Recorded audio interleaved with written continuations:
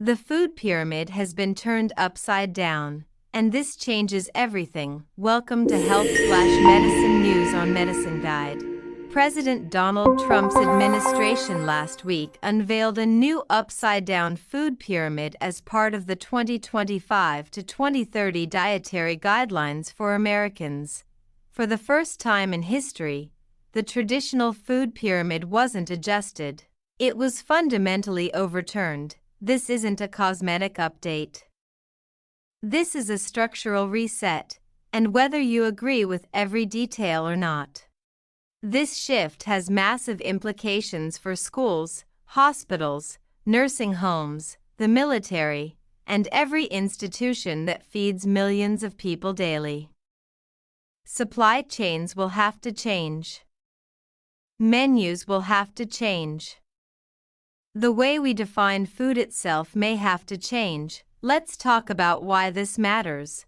But before that, please subscribe to my channel Medicine Guide, the old model, built on carbohydrates. For more than 40 years, official dietary guidelines were built on one core idea. Grains as the foundation of the human diet. We were told to eat 6 to 11 servings of grains every single day. Prioritize low-fat foods, avoid saturated fat and cholesterol, and focus almost entirely on calories. Calories in versus calories out.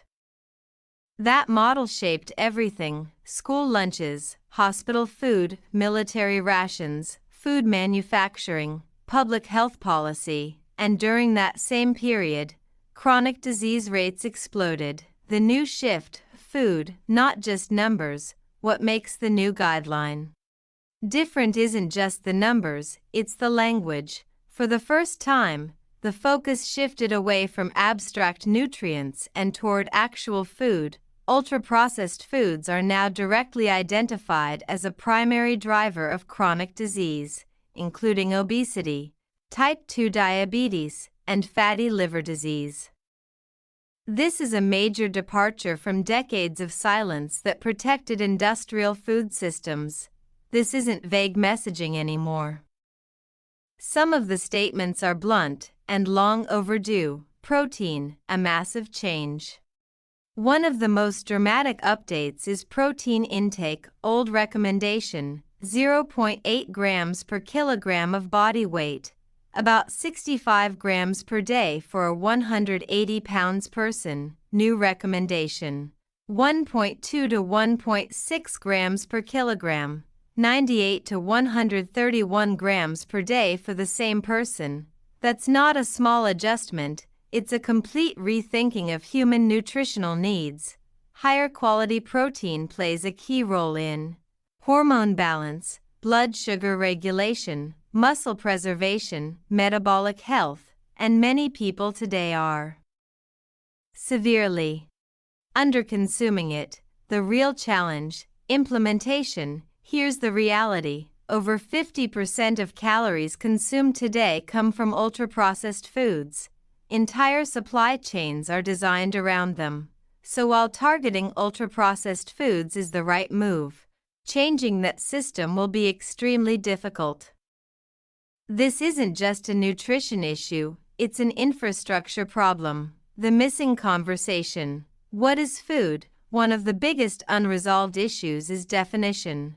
Right now, food is largely defined legally, not biologically. If it's edible and shelf-stable, it qualifies regardless of whether it supports health. But biologically, food should sustain life, support growth, repair tissues, nourish the body. If something can't do that, should it even be called food? Whoever controls the definition controls the outcome, and redefining food itself could be the biggest health shift of all. The elephant in the room: insulin resistance. Despite all the progress, one critical issue was barely addressed: insulin resistance, the root driver of most chronic disease.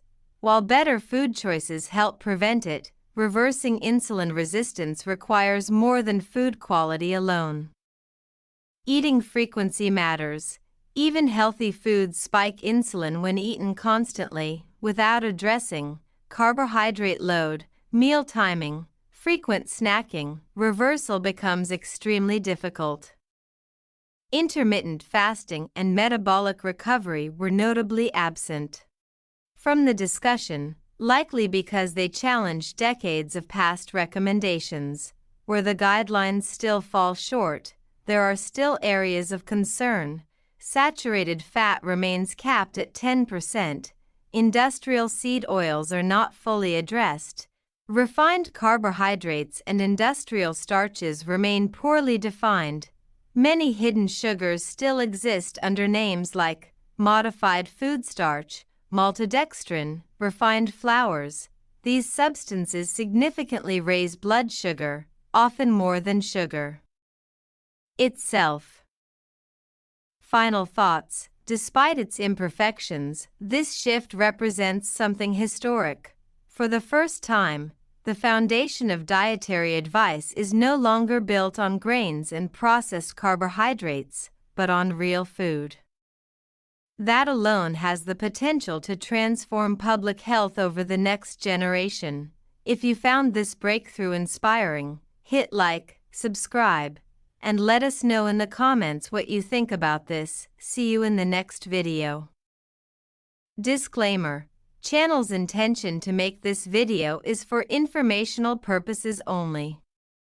Consult your doctor or healthcare provider for use of any medicine or for query of any disease. Thanks for watching.